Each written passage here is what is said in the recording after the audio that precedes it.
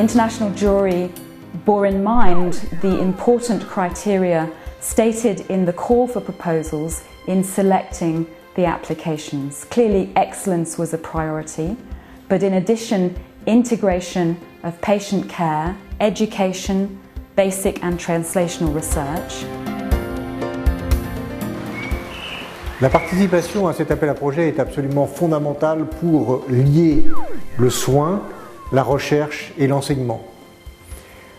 Les différents projets qui ont été mis en place sont vraiment des projets innovants, vraiment des projets qui transforment la manière dont on travaille, avec une question au niveau de la clinique, et ensuite après on translate cette question au niveau de la recherche, et on essaye de répondre à la question qui a été posée par les cliniciens, et cette question étant finalement innovante, et sa réponse peut être non seulement participer naturellement à l'activité de recherche, mais en même temps donc servir à l'enseignement et améliorer la qualité de l'enseignement.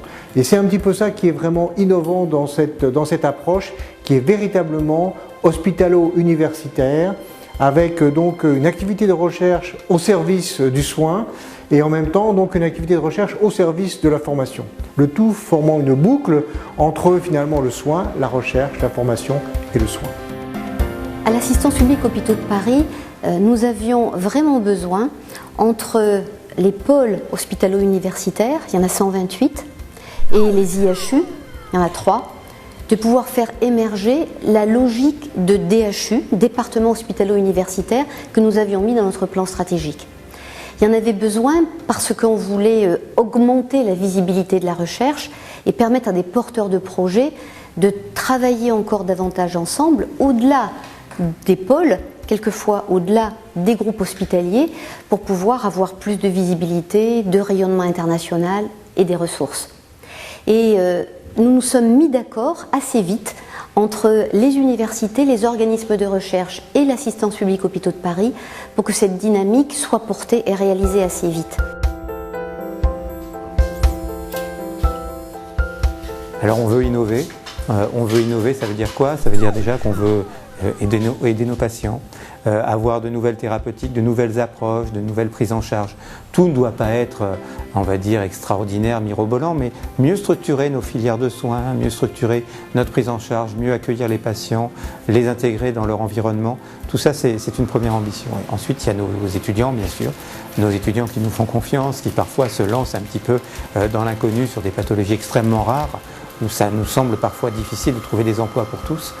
Pour nos étudiants, on doit vraiment être présent, être solidaire et faire en sorte que tous aient un avenir dans le domaine. Et je dois dire que pour l'instant, aucun n'a été laissé sur le bord du chemin. Et avec le DHU, on pense avoir encore plus de motivation, plus de certitude pour les aider et leur demander de venir avec nous.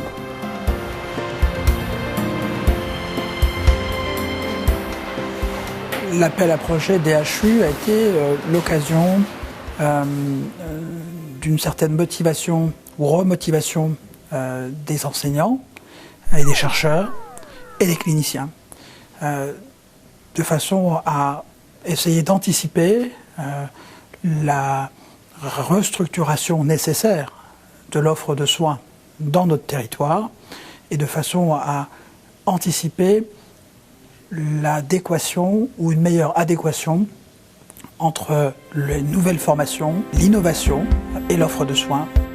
Alors ces appels à projets DHU sont un élément extrêmement important qui nous permet de mettre en avant trois activités importantes de l'université, puisque je réponds au titre de l'université, qui sont l'activité d'enseignement, l'activité de recherche et l'activité d'insertion dans le monde professionnel. Dans le cas particulier de la santé, évidemment, notre partenaire principal c'est l'assistance publique. Un autre élément qui est important pour nous, c'est que ça a amené les équipes à une réflexion interne, ça les a fait travailler ensemble, parfois des acteurs qui se connaissaient mais qui n'avaient pas forcément la volonté de faire des choses collectivement, se sont mis à construire un projet et donc au-delà du label ou des moyens qui pourraient être mis dans ces DHU, ça a eu un effet, je pense, structurant sur les équipes qui était à mon avis tout à fait positif pour aider justement à cet effort de structuration et de visibilité.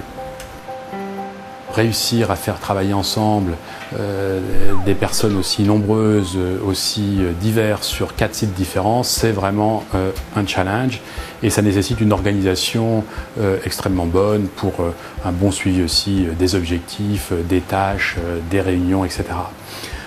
De plus, moi je pense vraiment que la thématique dans laquelle on œuvre, qui est quand même la thématique dans laquelle les gros laboratoires pharmaceutiques ont développé leurs nouveaux médicaments qu'on appelle des blockbusters, c'est-à-dire des médicaments qui apportent à ces laboratoires des gros revenus, et une thématique qui doit nécessairement intéresser ces gros laboratoires pharmaceutiques à qui on peut proposer avec cette structuration je veux dire un terrain à la fois d'investigation, de prise en charge d'études absolument exceptionnel.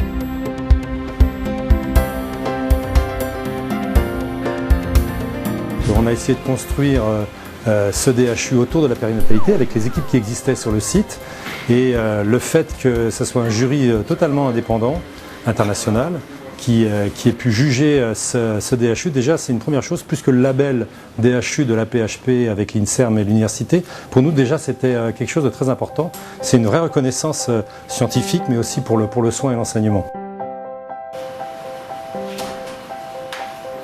Nous avons, au niveau d'Avicen et de l'INSERM, on ne peut que se féliciter de la façon dont c'est mis en place avec l'assistance publique et avec nos collègues universitaires, ces DHU. Ce n'était pas évident a priori, parce qu'il y avait des idées extrêmement diverses sur ce que pouvait être le DHU. Et je crois que la création de ces 8 DHU, dans des domaines totalement différents, correspondent véritablement à un besoin, une demande, et qui va permettre à l'assistance publique, à nos laboratoires et à l'université d'aller bien au-delà de ce qui était fait actuellement.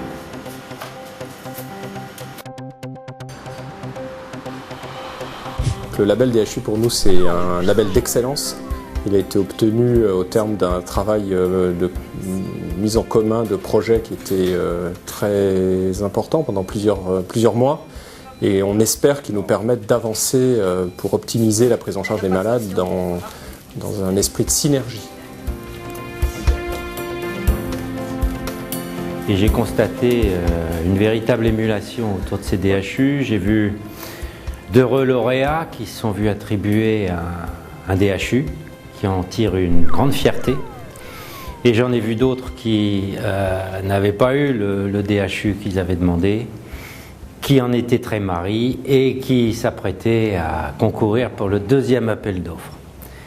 C'est extrêmement important le DHU parce que nous avons énormément de talent chez nos médecins de l'assistance publique et tout ce qui contribue à leur reconnaissance joue un grand rôle dans l'émulation.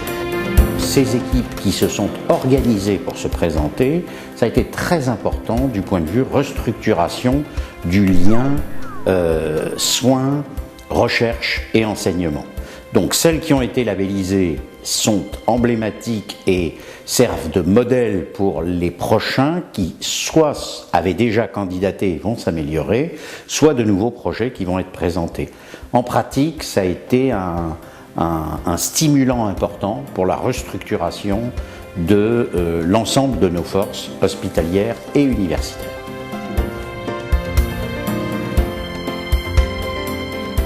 Et pour moi, cette initiative qui va maintenant se développer au niveau de français, puisque je sais qu'il y a d'autres CHU qui souhaitent le faire, je pense qu'il ne faut pas que ce soit le même modèle que celui de la PHP. Il est clair que Nantes, Tours, Poitiers, ce n'est pas la même chose que la PHP. Mais par contre, que l'exigence qui a été mise pour le projet de DHU en Île-de-France doit se retrouver dans les autres DHU. On avait choisi un jury international de très bonne qualité, comme dans celui des investissements d'avenir. Et c'est comme ça qu'ont été sélectionnés 8 DHU. Et comme on en voulait environ 20 à 30 au niveau global de l'assistance publique, tout de suite, nous souhaitions lancer la 2e étape de l'appel à projet. Cette dynamique est formidable, les projets sont de grande qualité et même s'il n'y a pas beaucoup d'argent nouveau qui est mis, mais un engagement de l'assistance publique d'accompagner les projets, d'ailleurs de la même manière par les universités, les doyens et les organismes de recherche, cet engagement est important et il sera, j'en suis sûre, sans faille.